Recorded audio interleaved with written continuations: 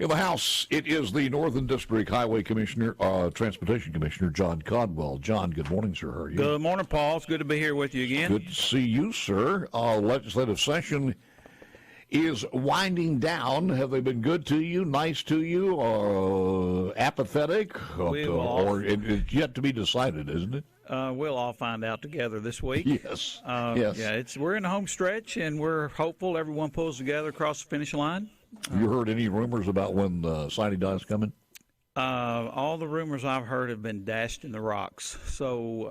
Oh, really? Yes. So the dates and times I've been hearing, everybody says just forget them, and so they're doing what they do at the last of the sessions, and we'll be hopefully the beneficiaries of a very healthy session with plenty of money to go around. When I had the lieutenant governor on, we were talking about and Willie Simmons, your cohort, was on with me also from the highway, and also the head honcho for the chairman, I guess. Is it called chairman? Yes. Or executive director? Chairman. Chairman of the three. He basically set forth how dire it was as far as future contracts are concerned. When I placed that situation to the lieutenant governor, he says, well, every highway commissioner he's ever known needs more money. Well, sure. Which is probably very telling. a true statement. I think he was about 35 years old the last time the highway department got any recurring funding of any significance. So he probably has heard that from every highway commissioner since he was an adult. And I certainly joined that chorus of the previous highway commissioners and the current ones. If you just drive 82, you'll see some problems. But even staying on 72 or 45 in the Northern District, those are main highways. But those people see some problems, and we kind of shrug them off a little bit as, maintenance will come around. But get off of those highways and go to 182. Get on 145. Get on 178. Those highways are in dire need. We have highways that are crumbling, bridges that are failing, and traffic that is backing up. And so if we do nothing, it's pay me now or pay me later. Mm-hmm. You keep kicking this can down the road, it'll be very much like the PERS situation, and everybody's going to be scrambling and lining up and saying, who's going to do something about it, and who's it going to be? We'll find out if it's this session or another session. When I talk to Brad every once in a while, and Brad is Brad White, who's the executive director for you guys, takes all of the ideas, puts them kind of together, and said, here are the logical ways that we can find some additional dollars. And I think when Willie was on, he kind of placed this out, too, in his thoughts. But I want to hear them from you. Where can we get some more money that would not be in additional taxes or raising the fuel tax? Where do we get that? Paul, there's a lot of ways to get money. It's a little insulting when every time the highway department says we need some more funding, it's a gas tax increase or it's some other kind of tax increase. We gave hundreds of millions of dollars to education last year. Nobody said anything about a tax increase. They put it in recurring revenue, and they get it every single year. We get one-time money. One-time money goes away, and I don't understand Jackson math, but they tell me we're not losing money when we don't get it again. But we had hundreds of millions of dollars last year, but it was one-time money. It's not coming back. The teachers' money from last year, the hundreds of millions of dollars that the education people got, which they deserved, it's coming back this year. We start every January 1st, $650 million in the hole, and we try to fight out of that hole all the way to the last 3 days when 6 people get in their room and make a decision. And that's not good government. So, and they need to do a lot to fix that, but that's not going to happen this year. We got to deal with the government layout that's in hand. But so you're cutting a contract for a multi-year building project, not really actually having the money in there. We can't cut a building contract for roads without having the money in there. That's why we have to have such huge amounts at the end of the session, because if we're building roads, we have to have the money in hand. If they would give us $200 million a year in perpetuity, like they do in other departments when they give them hundreds of millions of dollars out of recurring revenue, then you can do something with that because it goes and builds and builds and builds. We have to have all the money up front, so the dollar amount looks enormous, But it only, for that matter, last year's hundreds of millions of dollars only helped one highway in one county in North Mississippi. That's it. And that's a lot of money, but we had to have the money for the entire project before we could move forward. How much money do you have allocated that you, for instance, where does the money go from in the state treasury for the $80 million on let's say, lottery? It all goes into an account, and then we draw it as we spend it. So that keeps us having to have a pretty large cash balance to be able to keep the projects going and then draw it down as we go. Just, I have no idea what this number is. Just to keep the Department of Transportation running, as far as employee checks and everything else, has got to be substantial. Yes, I don't know what the amount on the payroll is. That's an easy one we can get for you, Paul, another day. But we're just over $1.4 billion budget, but we were at a $1.2 billion budget, almost 20 years ago. I mean, we're not staying up with inflation. So we're paying the price, and our roads are paying the price, and our citizens are paying that price. But we're in a good position. I don't want to act like it's all gloom and doom, because we're in a great position when you're watching this session go on, because everybody doesn't want Medicaid expansion. Everybody doesn't want to see a PERS bailout. Everybody doesn't want to do things to schools or leave schools alone. Everybody wants a safe bridge to cross. Everybody wants a good highway to drive. So we're the one element that there's huge agreement. I mean, I go down the Senate side or the House side or the governor's mansion. There's no fight. So I don't understand why the money doesn't show up. What do you do? How do you work around this when you get a project like Marshall County and the battery factory there that calls for substantial investment as far as infrastructure to connectivity and things such as that? How does that work into the budget? Yeah, there's several special funds that come in to do these special projects like that, and so that special come from where? Just the state treasurer, or where do they come from? From bonds, economic development, from MDA, and the legislature. So the legislature makes that happen, and we do appreciate that. And that's the good thing about like Highway 15, where we're getting ready to open bids today on that project. Everybody's been talking about it for 30 years. We're getting ready to open bids on Highway 15. And so that's exciting. Where does that, for people who don't know, where does that go from and to? That's going up through Tippah County, Mississippi, around Ripley. It's basically, a lot of people refer to it as a Ripley bypass. 4-lane? It's 4 lanes, and the great part about that project, we hear a lot about what we're doing for new companies coming in, and what are you doing for the old companies coming out. This is an old company, Ashley Furniture, that has facilities in Tippah County. And would that get me to the flea market there, too? It'll get you around the flea market traffic when it's really bad, or it'll get you to the flea market if you want to get to it. So that will bypass the flea market, huh? Yeah, it will. Can you hang on for another segment here? Absolutely. John Caldwell and we are spending some time together on a Tuesday. This is the 23rd of April. Back with more coming up. Happy birthday to John Caldwell. And see, your birthday was yesterday, by the way, I hear. Oh, yes, from sir. From a little birdie. Appreciate that. Yes, sir. It's great. 25 years old. That's pretty darn good. 25 and counting. Yep, and counting fast.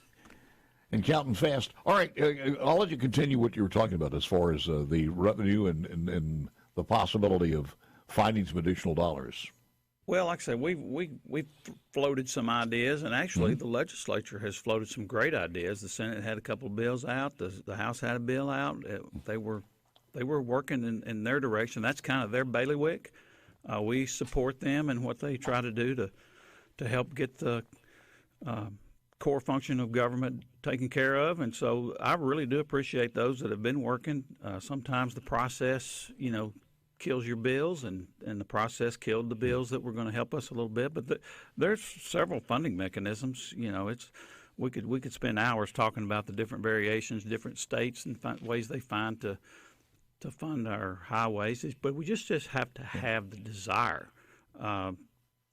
We have to set Mississippi highways as our priority, because if everything's a priority, nothing's a priority. And we do have, again, like we started off, everybody's with us. I mean, the House, the Senate, the governor, the lieutenant governor, the mayors, supervisors, sheriffs, first responders, school bus drivers, teachers, doctors, dentists. I mean, we got the support. Truck drivers, everybody's on our side. I don't understand why the money doesn't show. Thankfully, the leadership is working in this final few days to try to see kind of where it is going to end up being one-time money. We're not going to have the perpetual solution, but I know the Lieutenant Governor has expressed a desire to help, and he's also quick to mention that there's a lot of other things pulling at him, and I understand that. I don't understand modern-day politics and, when somebody becomes a lame duck. I know he's in his term limited and he's in his last session, but hopefully he's strong enough to push that through, and we are getting up with about $500 million is kind of what I'm looking for. And so anything less than $500 million is going to be a little disappointment for me, but I do understand we don't always get our way. What was last year? Last year, depending on how you count it, was about $450 million. So, and again, one-time money in our world, we got one-time money 2 years ago for paving was $45 million. Well, everybody was looking for that year after year after year. Well, we got it one time. So in my world, the way I do math, this past year, we lost $45 million of paving. But they say, no, you didn't lose it. You just didn't get the one-time money again. I said, okay, well, you going to do that to the education folks and tell them the $200+ million that they got last year they don't get again this year? So we deal with one-time money that doesn't come back. I'm a little confused here because when you talk about recurring, let's just take the Department of Mental Health or the Department of Health. Do they get recurring dollars? I mean, they have to come back and have their budget approved. No, everybody's in the recurring stream of revenue, pretty much except us. Now, our recurring. Well, wait a minute. How do you? What do you? When you say recurring, that means why would they vote on a new budget? Well, they want a little more, or they got different projects that affect their request. Now, we do have a recurring stream of revenue. It's called fuel tax, and so the overarching approach in the past is just step back and let the fuel tax take care of it. How much is that of that $500 million? None. That's what I'm saying. They're going to have to go into basically general fund money or other funds to try to help support us because the fuel tax is insufficient. That's the whole purpose. That's the whole problem. We start every session $650 million in the hole. Other departments do not. They start with the same amount of money pretty much that they had the year before, and then they try to add to it. We start in the hole, and we start without the one-time money, the money from the previous year, because it comes at the end of the session in a CapEx program or something like that. When you said you were going to do this Tippa Road, this Highway 15, is that a year? It's going to be done 1 year? Or no, it's a several-year project. All right, so year to year, you have the money to do the entire thing up front, or you got to go back and ask, you have it all up front? We have to have it all up front, or we have to be able to show federal highways that we can project it out. We can't project it out under the current fuel tax system, and that's the whole crux of the matter. Our fuel tax is insufficient to take care of our roads. So when people say, hey, my road's crumbling, hey, my bridge is failing, why don't you fix it? I said, well, we will fix it up to the point the money runs out, and then we got to stop at some point. John, every state in the union is having the same problems with this, and certainly the union, some of the states that have a lot of EVs, California, places like New York, well, where actually, the EVs that's not are taking. True, Paul. It's not true? Every state is not struggling to fund their highway department. Everybody has maintenance. We will always have maintenance. We'll always have roads that are not the best. We'll always have them rotating out. Some are bad, some are good. Our high percentage of bad roads is different than the rest of the country. Other places, sometimes they put it in fuel tax, and their fuel taxes are much higher than ours, or they put it in general fund support, and they have a lower fuel tax, but they have a lot more general fund support that they can count on year after year. In California, they can spend money. They don't even have to balance their budget, so they can spend money beyond what their budget is. Yeah, well, they're $75 billion in the hole now. Right. So we don't want to do that. Yeah, that's not a ledger. That's a ledge. Right. Exactly. We're not going to do like they're doing. I mean, we have a balanced budget requirement, and that's good. But we have to understand with that balanced budget requirement, you have to face the need and find out what the cost is and find a way to fund it if it's a core function of government. Now, if it's not a core function of government, All right. then hey, then let it go. But if it's a core function of government, find out a way to take care of it. All right, let me do this. We only got a couple of seconds left here. What would it mean if you got a call and says, we're going to do this? We're going to give you that recurring amount of money that you're talking about. We're going to do this for the Department of Transportation. How would the world of the Department of Transportation change overnight? Oh, my gosh. This Department of Transportation would change because we would kick it into gear. We would start paving some roads. We would start fixing bridges faster. You would see orange cones everywhere because we have that many needs. And not that we haven't put a lot of orange cones out and done some good work. Through bonding or through the general revenue that's allocated? Through the general revenue, and the state legislature did pass the lottery fund, $80 million. That was a lot of help. Without that, I don't know what we'd have done. The federal government came down with the IIJA, which brought in several $100 million a year, which was huge help. So we have gotten some increases. It just hadn't kept up with inflation. And we were behind the curve even before the inflation kicked in. So it would change our world. But you know what? If we don't get $350 to $500 million this year, our world's going to change too anyway. It's going to change even worse, and we're going to cut down on these capacity projects and probably end that program like the other commissioners did and just said, look, we can't do capacity projects because we don't have the money. Listen, I appreciate you coming in. I'm glad you weren't in a traffic jam or something before you got here. Well, that could definitely be part of it. But, you know, it's going to be a fun ride this rest of the week for me. I hope it is for the senators and House members that are doing the heavy lifting. I mean, I'm just standing back watching pretty much. It's not my world. So we're rooting them on. They're pulling in the same direction in a lot of ways. You know who the committee chairmen are. I would take them some of what's left over from your birthday cake and see if that helps. Those committee chairmen are doing some God's work, I tell you what. And, look, we got a Republican House, a Republican Senate, a Republican governor. Dadgummit, let's do something Republican. Let's take care of the core functions of government, and that's us. And we will make everybody happy. They're going to make everybody unhappy if they start putting money into Medicaid expansion and PERS bailouts and all that other stuff. If they put money into the highway department, they're going to be the winners, just like the people of Mississippi. I think you have made your speech, your pitch, sir.